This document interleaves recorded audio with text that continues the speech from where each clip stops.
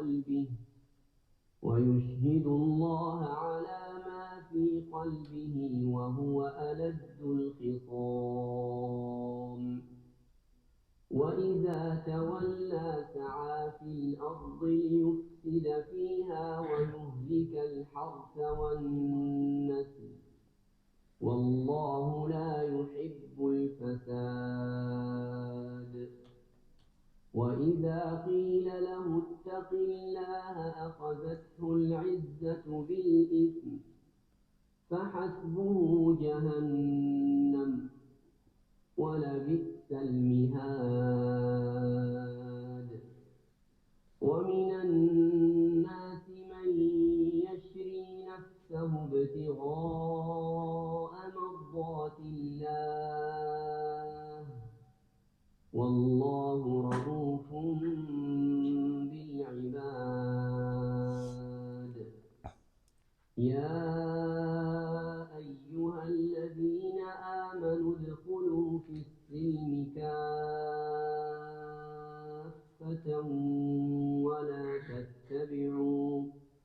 ولا تتبعوا خطوات الشيطان إنه لكم عدو مبين فإن زللتم من بعد ما جاءتكم البينات فاعلموا أن الله عزيز حكيم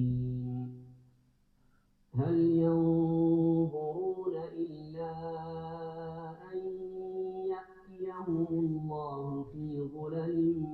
من الغمام والملائكة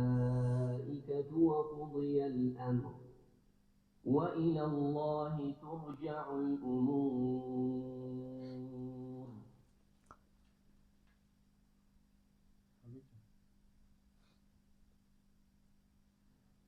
سل بني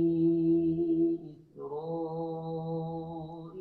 كم آتيناهم من آية بينة ومن يبدل نعمة الله من بعد ما جاءته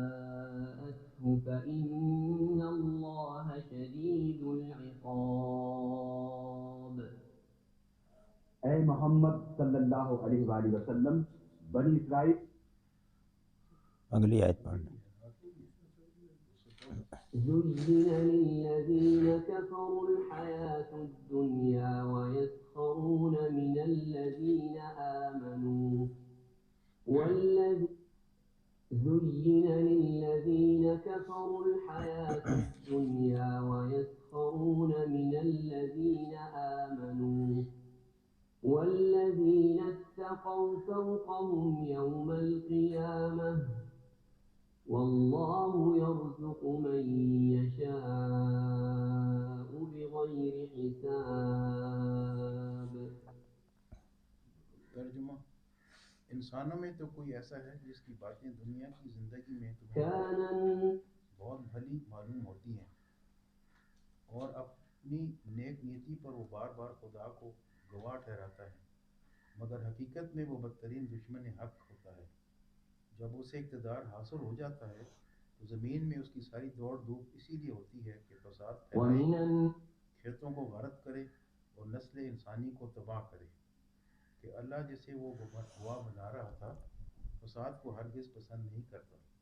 اور جب اس سے کہا جاتا ہے کہ اللہ سے ڈر تو وہ اپنے وقار کا خیال اس کو گناہ پر جما دیتا ہے. ایسے شخص کے لیے تو بس جہنم ہی کافی ہے اور وہ بہت برا ٹھکانہ ہے. دوسری طرف انسانوں ہی میں کوئی ایسا بھی ہے جو رضائے الہی کی طلب میں اپنی جان کھپا دیتا ہے، اور ایسے بندوں پر اللہ بہت مہربان ہے. اے ایمان لانے والو، تم پورے کے پورے اسلام میں داخل ہو جاؤ اور شیطان کی پیروی نہ کرو کہ وہ تمہارا کھلا دشمن ہے. جو صاف صاف ہدایات تمہارے پاس آ چکی ہیں، اگر ان کے پا لینے کے بعد پھر تم نے لغزش کھائی تو خوب یاد رکھو کہ اللہ سب پر غالب اور حکیم و دانا ہے. ان ساری نصیحتوں اور ہدایتوں کے بعد کے بعد بھی لوگ سیدھے نہ ہوں تو کیا اب وہ اس کے منتظر ہیں کہ اللہ بادلوں کا چتر لگائے، فرشتوں کے پرے ساتھ لیے خود سامنے موجود ہو اور فیصلہ ہی کر ڈالے؟ آخر کار سارے معاملات پیش تو اللہ ہی کے حضور میں ہونے والے ہیں۔ بنی اسرائیل سے پوچھو کیسی کھلی کھلی نشانیاں ہم نے انہیں دکھائی ہیں، اور پھر یہ بھی ان سے پوچھ لو کہ اللہ کی نعمت پانے کے بعد جو لوگ اس کو شقاوت سے بدلتی ہے اسے اللہ کیسی سخت سزا دیتا ہے۔ جن لوگوں نے کفر کی راہ اختیار کی ان کے لیے دنیا کی زندگی بڑی محبوب اور دل پسند بنا دی گئی۔ ایسے لوگ ایمان کی راہ اختیار کرنے والوں کا مذاق اڑاتے ہیں، مگر قیامت کے روز پرہیزگار لوگ ہی ان کے مقابلے میں عالی مقام ہوں گے۔ رہا دنیا کا رزق تو اللہ کو اختیار ہے، جسے چاہے بے حساب دے۔ اعوذ باللہ من الشیطان الرجیم، بسم اللہ الرحمن الرحیم۔ اس میں جو پہلی 3 آیات ہیں، 204 ہے، 205 ہے اور 206، یہ ایک ایسا کردار ہے کہ جو بظاہر اسلام کا دعویٰ کرتا ہے، اچھی اچھی باتیں کرتا ہے، لیکن در حقیقت اس کے دل کے اندر جو ہے وہ نفاق ہے۔ کچھ مفسرین نے لکھا کہ یہ ایک اخنس بن شریک ایک کردار ہے، ایک فرد تھا اور بڑا فصیح اور بلیغ تھا، اور وہ جب نبی کریم صلی اللہ علیہ وسلم کی خدمت میں آتا تو قسمیں کھا کھا کر وہ اسلام کا دعویٰ کرتا تھا، اور مجلس سے اٹھ کر جاتا تو فساد و شرارت و ایذاء رسانی میں لگ جاتا تھا۔ بعض لوگوں نے اس کو کہا کہ یہ روایت جو ہے یہ ضعیف ہے، کچھ ضعیف روایات میں سے آتا ہے، یعنی اس کی تو اس میں پھر یہ ہے کہ مفسرین کہتے ہیں کہ ٹھیک ہے، اگر وہ فرد ہے بھی تو ٹھیک ہے، اگر نہیں بھی ہے تو یہ کردار ہمارے اندر نہیں ہونا چاہیے کہ اس طرح کا۔ تو وہ من الناس ہے من یعجبک، جو جس کی باتیں پسند آتی ہیں، فی ظلال القرآن کے اندر ہے کہ اس کی باتیں دلکش معلوم ہوتی ہیں۔ تدبر القرآن میں لکھا گیا کہ اس کی باتیں بڑی میٹھی لگتی ہیں، اور اسی طرح معرف القرآن میں اور تفسیر عثمانی کے اندر ہے کہ اس کی باتیں پسند آتی ہیں۔ ایک تفسیر میں ہے کہ اس کی باتیں خوش کر دیتی ہیں، اور تفہیم القرآن میں جس طرح ابھی آپ نے سنا ہے کہ انہوں نے کہا کہ اس کی باتیں بلی لگتی ہیں، یعنی باتیں وہ بڑی خوبصورت کرتا ہے، اور پھر ساتھ ساتھ باتوں کے ساتھ ساتھ وہ یشہد اللہ کی کو گواہ بھی ٹھہراتا ہے اپنے معافی قلب ہی، جو اس کے دل کے اندر ہے، کہ کہتا ہے کہ جی میں تو دیکھیں یہ ساری باتیں نیک نیتی سے کر رہا ہوں اور آپ کی بہتری کے لیے کر رہا ہوں، تو لیکن یہ ہے کہ ہوا الد الخصام کی جو 2 الفاظ کے اندر اس کے تشریح اس کا معنی بیان کیے گئے ہیں۔ کچھ کے اندر مثلا معرف القرآن میں ہے سخت جھگڑالو، لیکن ساتھ ساتھ کہا گیا کہ آپ کی مخالفت میں شدید ہے۔ تفہیم القرآن میں تو ابھی آپ نے سنا بدترین دشمن حق اس کا کیا گیا، تو کچھ نے اس کو جھگڑالو کا کیا ہے، اور کچھ میں سید مودودی نے تو اس کے لیے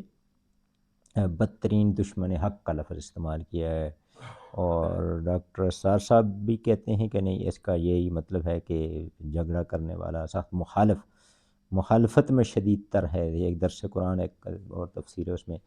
یہ انگلش کا جو ترجمہ محمد پکتھال صاحب کا مشہور ہے، تو وہ اس کو کہتے ہیں کہ موسٹ ریجڈ آف اپوننٹس، سب سے بدترین دشمن ہے، یعنی باتیں تو بڑی دلکش کرتا ہے، اور سید مودودی لکھتے ہیں کہ جب بات کرتا ہے تو اپنے آپ کو نیکی و خلوص کا پیکر، محبت و وفا کا مجسمہ اور خوشبختی و پاکیزگی کا سرچشمہ بتاتا ہے، اور باتیں اس کی بڑی دلکش ہوتی ہیں، زبان کی روانی متحجب کرتی ہے، اور پھر اپنی گفتگو کو پر اثر بنانے کے لیے اپنے تقوی اور اس کے اظہار کے لیے پھر قسمیں بھی اٹھاتا ہے۔ تو اس طرح کا یہ کردار، اب اس طرح کے الفاظ اور بھی کچھ جگہوں پر آئے ہیں، مثلا سورۃ المنافقون کے اندر بھی تقریباً یہی الفاظ ہیں کہ اذا جاءک المنافقون، جب منافق آتے ہیں تو قالوا نشہد انک لرسول اللہ، وہ کہتے ہیں کہ ہم گواہی دیتے ہیں کہ آپ اللہ کے رسول ہیں، اور اللہ تعالیٰ جانتا ہے کہ آپ اللہ کے رسول ہیں۔ اللہ کہتے ہیں کہ اللہ تعالیٰ جانتا ہے، اور اللہ تعالیٰ جانتا ہے کہ آپ اللہ کے رسول ہیں، اور اللہ تعالیٰ اس بات پر بھی گواہ ہے کہ یہ منافقین جو ہیں یہ جھوٹے ہیں، یعنی یہ بات وہ ٹھیک کر رہے ہیں لیکن ہیں یہ جھوٹے۔ اور پھر وہ آگے اس کے اندر ہے کہ یہ اپنی قسموں کو ڈال بناتے ہیں، اپنے دل کے اندر جو کچھ ان کے ہے وہ قسموں کو ڈال بناتے ہیں۔ اتخذوا ایمانہم جنہ، اپنی قسموں کو ڈال بنا لیتے ہیں۔ فصدوا عن سبیل اللہ، لیکن اصل میں یہ ہے کہ یہ رائے حق سے لوگوں کو روکتے ہیں، اور بہت برا کام ہے جو یہ کر رہے ہیں۔ تو یہ مطلب یہ ہے کہ بحیثیت مجموعی بھی منافقین کا کردار، لیکن منافقین کے اندر کچھ لوگ ایسے تھے کہ یہ ڈاکٹر شاہ صاحب کہتے ہیں کہ کچھ منافقین ایسے ہیں کہ جن کا نفاق ظاہر نظر آتا تھا، اور کچھ جو تھے جو بڑے پوشیدہ قسم کے تھے کہ ان کے وہ نظر نہیں آتا تھا اور بظاہر وہ خوبصورت باتیں کرتے تھے۔ اور وَإِذَا تَوَلَّى، آیت نمبر 205، کہ وہ جب وہ پلٹتا ہے۔ اب اس میں اس کے دو معنی ہو سکتے ہیں، سید مودودی نے بھی دو معنی کیے ہیں۔ ایک تو یہ جو ابھی آپ نے ترجمے میں سنا کہ جب اسے اقتدار حاصل ہو جاتا ہے، یعنی یہ ہوتا یہ ہے کہ اگر ہم آج کے سیاسی حالات کے حوالے سے دیکھیں تو یہ اس طرح کے کردار ہمیں نظر آتے ہیں۔ سیاسی الیکشن ابھی آنے والے ہیں، پچھلے الیکشن ہوئے، اس کے اندر تو یہ باتیں نظر آتی ہیں کہ وہ بندہ جو ہے وہ قسمیں اٹھاتا ہے کہ میں تو بہت اچھا آدمی ہوں، یہ ہے، اور باتیں اس کی بڑی اچھی لگتی ہیں، لیکن جب اسے کوئی اختیار حاصل ہو جاتا ہے، پھر جب لوگ اس پر اعتبار کر بیٹھتے ہیں اور اس کو اپنا لیڈر بنا لیتے ہیں، تو پھر جو ہے اس کا کام یہ نہیں ہے کہ لوگوں کی بہتری کے لیے کوئی کام کرے، تو وہ فساد کرتا ہے، یعنی لوگوں کو تنگ کرتا ہے، لوگوں کی زندگی کو اجیرن بنا لیتا ہے۔ یہ کردار تو ہمیں آج کل نظر آتا ہے اس طرح کے۔ اور اس میں لکھا ہوا ہے کہ وہ کھیتیوں کو غارت کرے، نسل انسانی کو تباہ کرے، مطلب یہ ہے کہ لوگوں کی زندگی کو اجیرن بنا لے۔ اسلام تو لوگوں کی بہتری فلاح چاہتا ہے، لیکن یہ فرد جو ہے یہ زمین کے اندر فساد پیدا کرتا ہے۔ اور ایک تو یہ اس کا مطلب ہے جب اس اقتدار حاصل ہو جاتا ہے، یعنی جب اختیار کو مل جاتا ہے اس اپنی باتوں کے نتیجے میں۔ اور دوسرا مطلب یہ ہے کہ یہ مزے کی دل لبانے والی باتیں بنا کر جب پلٹتا ہے، یعنی وہاں سے نکلتا ہے، تو پھر اس کے کام یہ عملاً یہ کرتوت اس کے ہوتے ہیں کہ اس کی ساری دوڑ دھوپ اس لیے ہوتی ہے کہ فساد پھیلائے۔ تو یہ، اور اللہ تعالیٰ فساد کو پسند نہیں کرتا۔ اللہ تعالیٰ تو یہ ہے کہ انسانیت کو فلاح دینا چاہتے ہیں، امن و سکون دینا چاہتے ہیں، تو یہ چیز نہیں ہے۔ اور پھر یہ ہے کہ اگر اس سے کہا جائے آیت نمبر 206 کہ وَإِذَا قِيلَ لَهُ اتَّقِ اللَّهَ، کہ جب اس سے کہا جاتا ہے کہ اللہ سے ڈرو کہ تم باتیں کیسی کرتے ہو اور کام کیسے کر رہے ہو، تو أَخَذَتْهُ الْعِزَّةُ، اس کو بالاسم، تو اس کو جو اس کا عزت اور غرور ہے وہ گناہ پر اس کو جما دیتا ہے۔ اس کو جب اسے کہا جاتا ہے کہ اللہ سے ڈر، تو اپنے وقار کا خیال اس کو گناہ پر جما دیتا ہے۔ کسی نے کہا کہ جھوٹی انا، یہ بھی اس کے لیے لفظ استعمال ہوا ہے، گناہ پر جما دیتا ہے، کہ یعنی میں اب اپنی غلطی کو تسلیم کروں گا، تو وہ جو میں نے وہ باتیں کر کے میں نے جو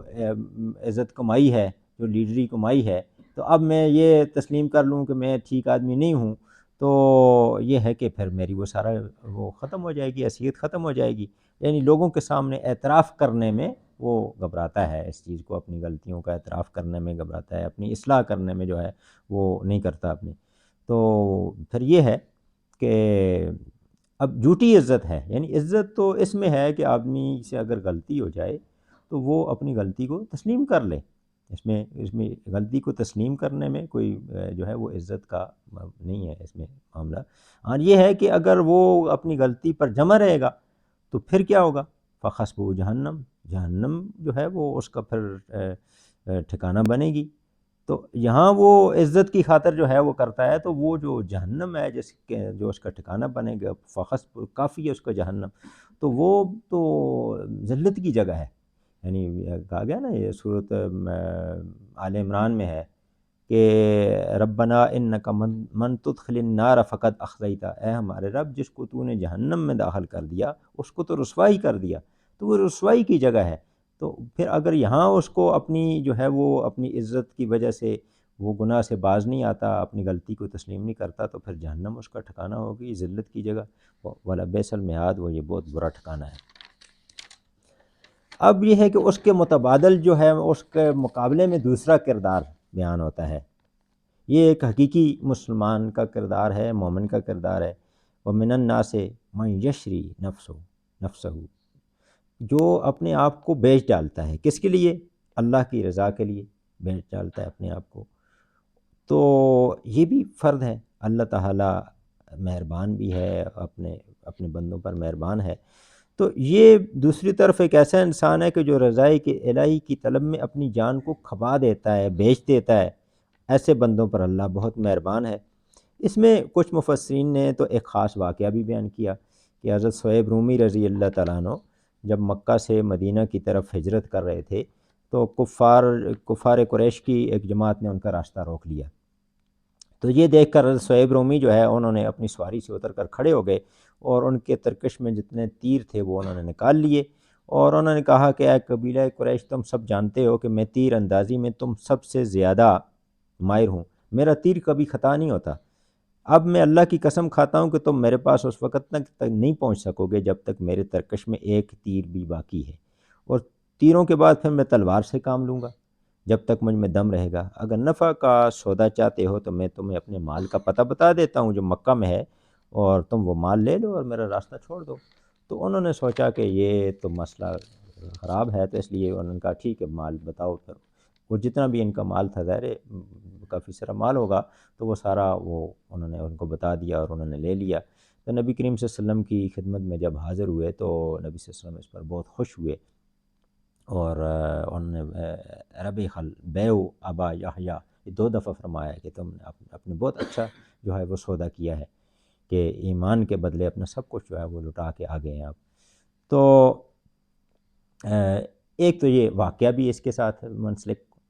کیا گیا ہے، لیکن بحیثیت مجموعی یہ ہے کہ کچھ دوسری آیتیں جو ہیں وہ اس کی تصدیق کرتی ہیں کہ بحیثیت مجموعی جو ہے مومنین کا جو ہے وہ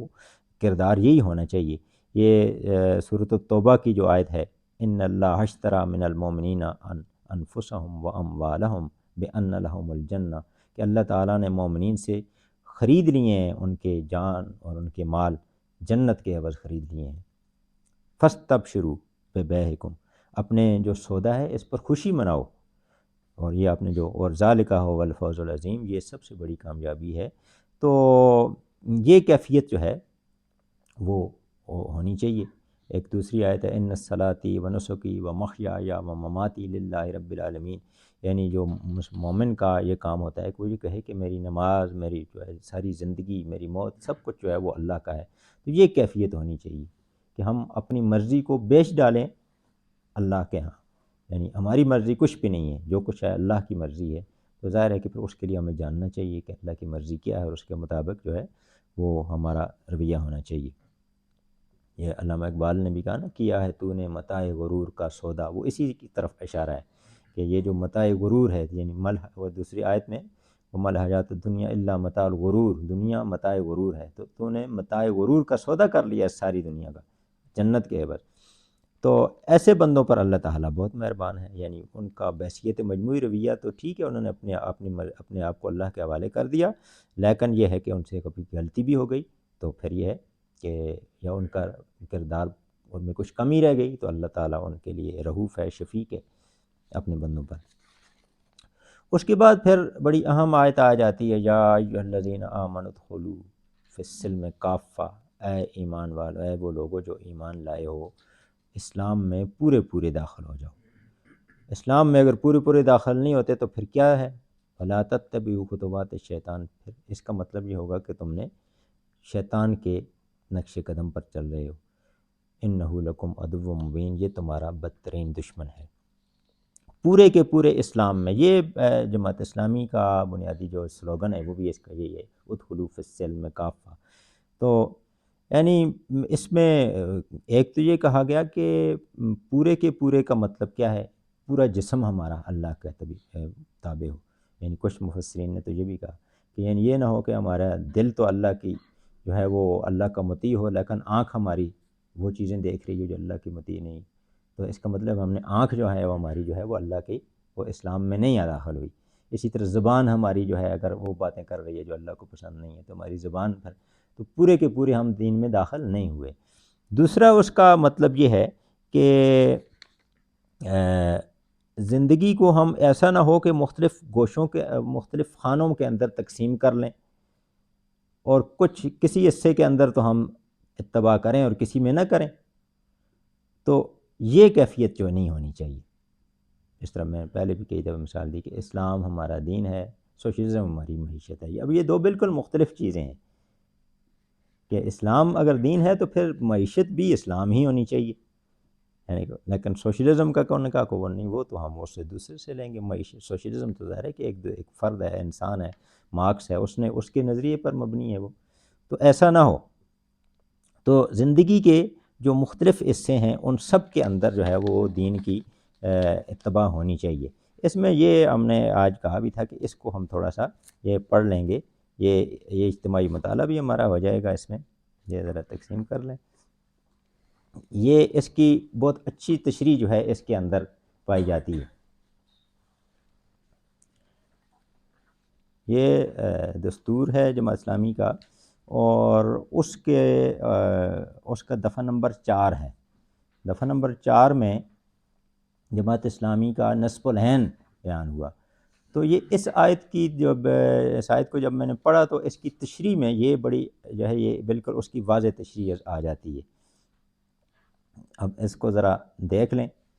کہ جماعت اسلامی پاکستان کا نصب العین ہے، اس کی تمام صحیح جہد کا مقصود عملاً اقامت دین اور حقیقتاً رضا الہی اور فلاح اخروی کا اصول ہے۔ آپ آگے وہی ہے کہ ہم نے جو ہے وہ دین کو تقسیم نہیں کرنا۔ اقامت دین سے مقصود دین کے کسی خاص حصے کی اقامت نہیں ہے۔ اس میں اقامت کا لفظ ہمیں ذہن میں ہونا چاہیے۔ اقامت کا مطلب یہ ہوتا ہے، اقامت اگر کسی ٹھوس چیز کے لیے ہے تو اس کو کھڑا کرنا اس کو کہتے ہیں تاکہ نظر آ جائے، اور کسی معنوی چیز کے لیے جو نظر نہیں آنے والی تو اس کا مطلب ہوتا ہے اس کا پورا حق ادا کرنا۔ تو اقامت دین کا یہ جو حکم ہے یہ سورۃ الشورى کے اندر آیا ہے کہ نبی کریم صلی اللہ علیہ وسلم کو فرمایا گیا کہ ہم نے آپ کو جو دین دیا ہے اور پچھلے انبیاء کو بھی دیا ہے، ان اقیم الدین، دین اس لیے آیا ہے کہ اس کو قائم کر دیا جائے، تاکہ اس کو اس طرح نافذ کر دیا جائے کہ یہ نظر آنے لگ جائے کہ یہ دین ہے، دین کی بنیاد پر معاشرہ جو ہے وہ بنتا ہے۔ تو وہ اس میں لکھا ہے کہ کسی خاص حصے کی اقامت نہیں ہے، یعنی ادخلوا فی السلم کافہ، یعنی یہ نہیں ہے کہ کسی ایک حصے کو تو ہم پکڑ لیں اور کہیں کہ جی ہم نے اس حصے کا تو کرنا ہے، اقامت کرنی ہے، اس پر پوری طرح عمل کرنا ہے، لیکن اس حصے پر ہمیں کوئی ضرورت نہیں ہے۔ اس طرح ہے بہت سارے لوگ ہیں کہ مثلا نماز کے حوالے سے وہ کہیں گے کہ یہ اس کے اندر تو فرائض سنت وہ سارا کچھ اچھی طرح ہمیں پتہ ہو، لیکن معیشت کے حوالے سے وہ کہیں گے کہ اس میں کوئی ضرورت نہیں ہے، اور سیاست کے حوالے سے اس میں دین کی اتباع کی ضرورت نہیں ہے۔ تو کہتے ہیں پورے دین کی اقامت، خواہ اس کا تعلق انفرادی زندگی سے ہو یا اجتماعی زندگی سے، نماز، روزہ، حج اور زکوٰۃ سے ہو یا معیشت اور معاشرت اور تمدن اور سیاست سے، اسلام کا کوئی حصہ بھی غیر ضروری نہیں ہے، پورے کا پورا اسلام ضروری ہے۔ ایک مومن کا کام یہ ہے کہ اس پورے اسلام کو کسی تجزیہ و تقسیم کے بغیر قائم کرنے کی جدوجہد کرے، اس کو تقسیم نہیں کرنا۔ اس کے جس حصے کا تعلق افراد کی اپنی ذات سے ہے، ہر مومن کو اسے بطور خود اپنی زندگی میں قائم کرنا چاہیے، اور جس حصے کا قیام اجتماعی جدوجہد کے بغیر نہیں ہو سکتا، اہل ایمان کو مل کر اس کے لیے جماعتی نظم صحیح، یعنی بہت سارے ایسے کام ہیں کہ جو ہم انفرادی طور پر کر سکتے ہیں، روزہ رکھ سکتے ہیں ہم، اس کے لیے کسی کی ضرورت نہیں، لیکن اسلامی نظام قائم کرنا، اسلام کا عدالتی نظام بنانا، اسلام کا تعلیمی نظام قائم کرنا، اسلام کا سیاسی نظام قائم کرنا، اس کے لیے پھر ہمیں مل کر جدوجہد جماعت بنانی ہوگی اور جماعت کے تحت مل کر کام کرنا ہوگا۔ تو آخر میں لکھے ہوئے کہ اگرچہ مومن کا اصل مقصد رضا الہی کا اصول اور آخرت کی فلاح ہے، مگر اس مقصد کا اصول اس کے بغیر ممکن نہیں کہ دنیا میں اللہ کے دین کو قائم کرنے کی کوشش کی جائے، کیونکہ یہ ہمارے نبی صلی اللہ علیہ وسلم کے طرز عمل سے ہمیں پتہ چلتا ہے کہ نبی کریم صلی اللہ علیہ وسلم نے دین کو قائم کر کے دکھایا، مدینہ میں ریاست قائم کر کے دکھائی، حکومت بنائی اور حکومت بنا کے چلائی اور دکھائی لوگوں کو کہ یہ ایسا اسلامی معاشرہ ہوتا ہے۔ اور پھر اسی کے بعد یہ ہے نا یدخلون فی دین اللہ افواجا، یعنی جب لوگوں نے یہ دیکھ لیا، صلح حدیبیہ میں ایک شرط تھی کہ جو لوگ مکہ سے مدینہ آئیں گے تو وہ واپس جا سکتے ہیں، لیکن جو مدینہ سے اگر کوئی مکہ آ جائے مسلمانوں میں سے کوئی، اور تو وہ اس کو وہ اگر وہ رکھ لیں اور اس کو نہ اجازت دیں واپس جانے کی، تو یہ ہو سکتا ہے۔ تو بظاہر یہ شرط بڑی غیر منصفانہ نظر آتی تھی کہ مکہ سے مدینہ آئے تو وہ واپس چلا جائے، اور مدینہ سے مکہ آئے تو واپس اس کو جانے کی اجازت نہیں۔ تو یہ بڑی حکمت کے ساتھ یہ بات رکھی گئی تاکہ مکہ کے لوگ اکثر و بیشتر آتے رہیں، جو کفار بھی تھے وہ آتے تھے، اور کیونکہ ان کو کوئی ڈر نہیں ہوتا تھا کہ یہاں ہمیں پابند کر لیا جائے گا، قید کر لیا جائے گا۔ تو جب وہ جاتے تھے تو ان کے دل مسخر ہو جاتے تھے، کیونکہ وہ دیکھ لیتے تھے کہ اسلامی معاشرہ کیا ہے۔ مکہ میں جب تبلیغ نبی صلی اللہ علیہ وسلم کر رہے تھے اس وقت تو وہ صرف اس کی تبلیغ یعنی اس کو فکری طور پر تو سمجھ رہے تھے کہ یہ بات ٹھیک ہے، لیکن عملاً اس کا جو دین ہے قائم جب دین ہوا اور اس کی ایک نظام حکومت بنا مدینہ میں، تو پھر انہیں پتہ چلا کہ کس طرح کا معاشرہ ہوتا ہے یہ دین کی بنیاد پر۔ تو پھر اس لیے جب وہ واپس جاتے تھے تو وہ عملی طور پر ان کے دل مسخر ہو جاتے تھے کہ یہ تو اتنا اچھا نظام ہے، اور یہ لوگوں کو فلاح دینے والا ہے، پرسکون ہے، اس کے اندر وہ ساری خرابیاں جو ہمارے معاشرے میں ہیں وہ نہیں ہیں۔ تو اس لیے جب مکہ نبی صلی اللہ علیہ وسلم گئے مکہ فتح کرنے کے لیے، تو ان کے دل پہلے سے فتح ہو چکے تھے، اور اس میں کوئی خاص مزاحمت نہیں ہوئی، بڑی آسانی سے وہ فتح ہو گیا۔ اور اس کے بعد پھر یدخلون فی دین اللہ افواجا کا وہ مرلہ آتا ہے۔ تو دین اس کا مطلب یہ ہے کہ دین پورے کا پورا ہمیں قائم کرنا ہوگا، لوگوں کو دکھانا ہوگا، اور پھر اس کے بعد لوگ جو ہے وہ دین کی طرف آئیں گے۔ تو اس آیت کے اندر یہی ہے کہ ادخلوا فی السلم کافہ، پورے کے پورے جو ہے وہ دین کے اندر داخل ہو جائے، زندگی کا کوئی لمحہ ایسا نہ ہو جو ہے وہ اللہ کے دین کے بغیر ہو، زندگی کا کوئی گوشہ جو ہے وہ اللہ کے دین کے بغیر نہ ہو، اور جسم کا کوئی حصہ جو ہے وہ اللہ کے دین کے بغیر نہ ہو۔ جسم کا ہر حصہ، زندگی کا ہر لمحہ، زندگی کا ہر گوشہ جو ہے وہ دین کے اندر آ جانا چاہیے۔ اس میں بہرحال یہ کہ کچھ مفسرین نے اس کا یہ بھی ایک کہا ہے کہ علماء جو یہود کے کچھ لوگ جو مسلمان ہوئے تھے، تو انہوں نے آپس میں یہ کہا کہ دیکھیں یہ اسلام میں اونٹ کا گوشت حلال ہے، لیکن ہمارے یہود کے اندر جو تھا وہ حرام تھا، تو ہم یہ ہے کہ اونٹ کا گوشت اس کو حرام تو نہیں سمجھیں گے لیکن کھائیں گے نہیں۔ اسی طرح ہفتے کا دن جو ہے وہ یہودیوں کے ہاں جو ہے وہ محترم ہے، اور اسلام میں تو نہیں ہے، تو انہوں نے کہا کہ ٹھیک ہے، بس ہم یہ تو نہیں کہیں گے کہ یہ ہے کہ لیکن اس کا احترام کریں گے۔ تو پھر کہا گیا کہ اس آیت کا ایک جو ہے وہ تعلق اس سے بھی بنتا ہے، یعنی ان کو کہا گیا کہ پورے کے پورے اسلام میں آ جاؤ، یہ نہیں کہ آدھے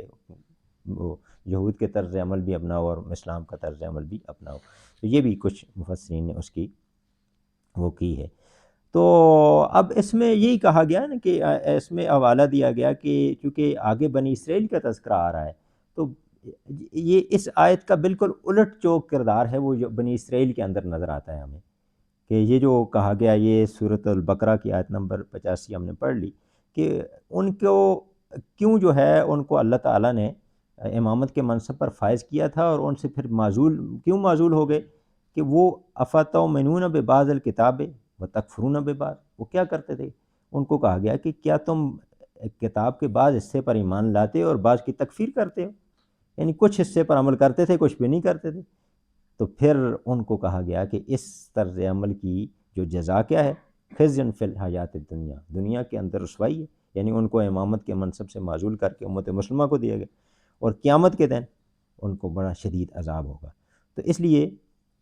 یہ ان کا کردار جو ہے وہ اس کے بالکل اپوزٹ ہے۔ تو اس لیے پھر آگے ان کا ذکر بھی آتا ہے، فَإِن زَلَلْتُم مِّن بَعْدِ مَا جَاءَتْكُمُ الْبَيِّنَاتُ، اگر پھر اس کے بعد یہ صاف صاف ہدایات تمہارے پاس آ گئی ہیں اور اس کے بعد تم ڈگمگا جاؤ، تو پھر جو ہے پھر جان رکھو کہ اللہ تعالیٰ عزیز بھی ہے، غالب بھی ہے، اور حکیم بھی ہے۔ تو پھر یہ ہے کہ اتنی واضح احکامات جو ہے آپ کو بتا دیے گئے ہیں، تو پھر اب جو ہے اللہ تعالیٰ، تو یہ سمجھ لو کہ اللہ تعالیٰ پھر حساب لینے والا ہے اور حکیم بھی ہے، یعنی اس کی حکمت کا تقاضا ہے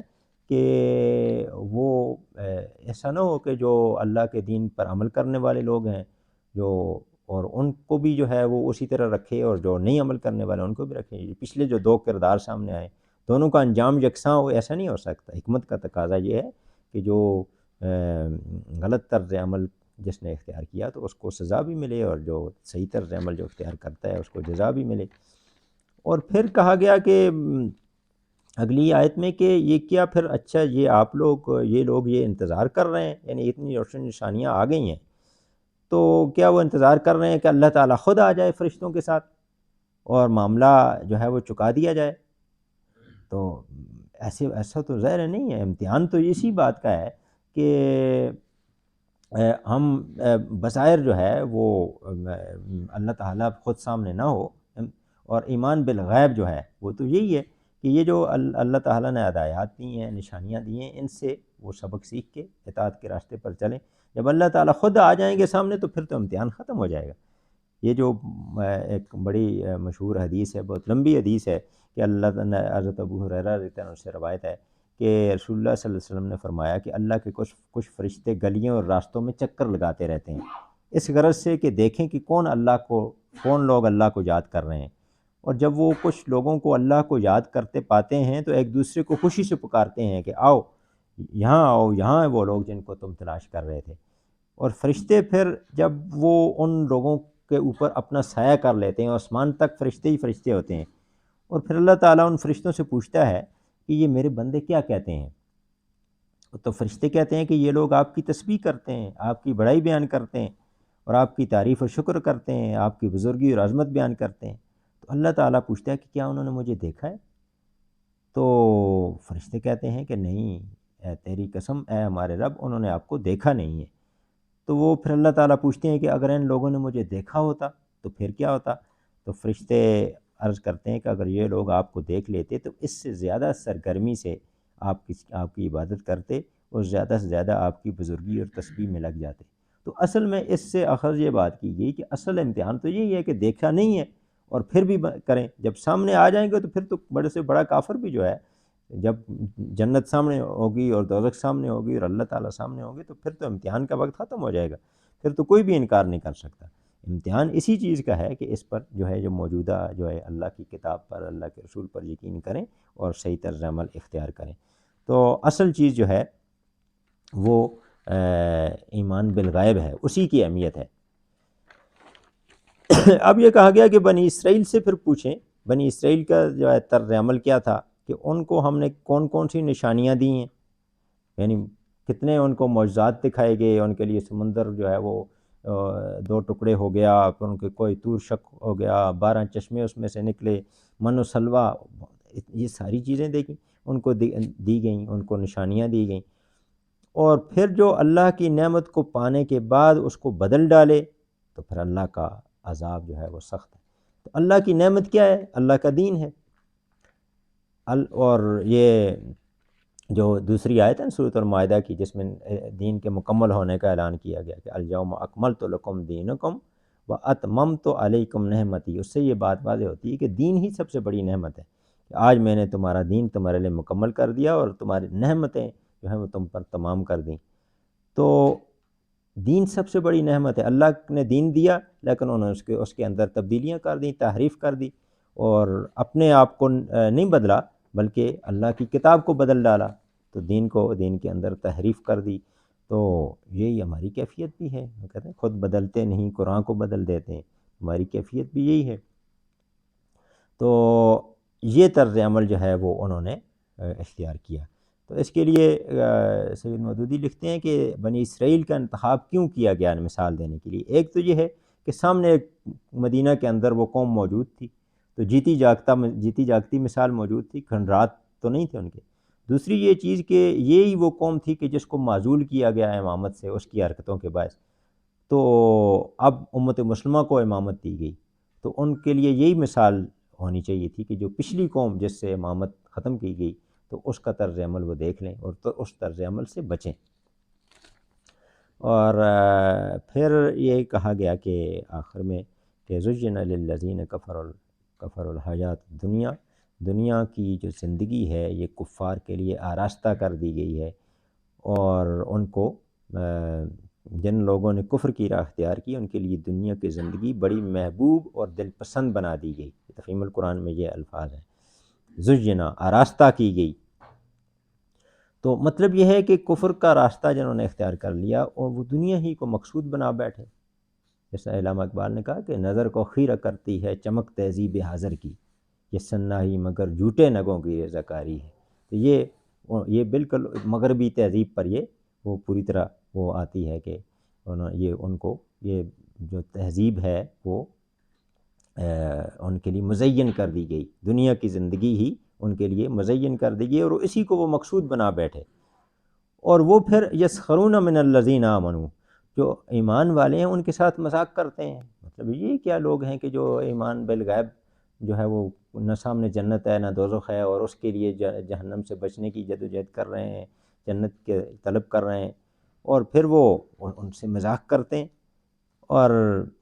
والذین اتقوا فوقہم یوم القیامہ، تو ٹھیک ہے قیامت والے دن یہ ان سے برتر ہوں گے، یہ تقوی والے لوگ ہیں. تو واللہ یرزق من یشاء بغیر حساب، اور اللہ تعالیٰ رزق دیتا ہے جس کو چاہتا ہے بغیر حساب کے. اس کی ایک تشریح تو یہ کی گئی کہ دنیا کا رزق جو ہے اللہ جس کو چاہتا ہے دے دیتا ہے، لیکن وہ کامیابی کا کوئی پیمانہ نہیں ہے. اور ایک تشریح یہ بھی کی گئی کہ اس کا مطلب یہ ہے کہ جنت ہے، کہ وہاں پر اللہ تعالیٰ جس کو چاہے گا وہ بغیر حساب دے گا. تو یہ دونوں مطلب اس کے ہو سکتے ہیں. اللہ تعالیٰ ہمیں عمل کی توفیق عطا فرمائے. آپ کی جو حدیث سنائی ہے ابھی کہ وہ فرشتے بھیجتے ہیں جی، اور پھر وہ تلاش کرتے ہیں اور جو ذکر کرتا ہے تو وہ سارے بلاتے ہیں. تو آج کل میں یہ مجھے اتنے وہ خوشی ہوئی ہے کہ ترکی میں وہ جہاں آواز سنتے ہیں کوئی زندگی کی تو سارا ہجوم وہاں پہ دوڑ رہا ہے. اللہ اکبر اور کہتے ہیں. پھر جب وہ اس کو زندہ نکال لیتے ہیں تو بچانے والوں کی خوشی کی انتہا نہیں ہے. تو فرشتوں کا بھی شاید یہی یاد ہو جب وہ کسی کو بچا لیتے ہیں سن لیتے ہیں ذکر. جی بالکل، یہ بڑی لمبی ہے، آگے بھی اس کا حصہ ہے اس حدیث کا. یہ ہے بھی متفق علیہ حدیث کہا گیا اس کو، بخاری کے اندر ہے.